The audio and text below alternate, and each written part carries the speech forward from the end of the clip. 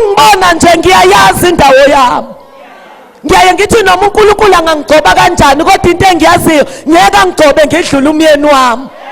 Ngoba lithi izwi likaNkulunkulu inhloko yomyeni wami nguKristu, inhloko yami umyeni wami. So ke kuze ngithole iblessing kufanele ngisubmit phansi komyeni wami.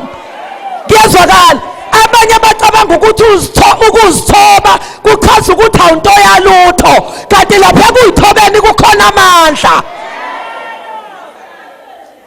Ngoba ngisho uKristu unenhloko engubaba, nomyeni wami unenhloko enguKristu, nami kuze ngibe right angibe nenhloko.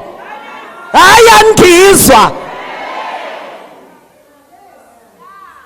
Ngazi kahle ukuthi njengoba ubaba Mahlaba washada mina, wayengashada uMshumayeli, wathatha unkosikazi.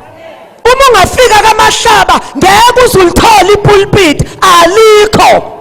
Ngoba kwaMahlaba kukho uMshumayeli, kukhona inkosikazi. Noma kade ngiyoshumayela ngijuluke ngimanzi, kodwa ngiyazi ukuthi uma sengena egethini la kwaMahlaba ngiyakhumula, ngigqoka iphinifa, ngiseva inkosi yami.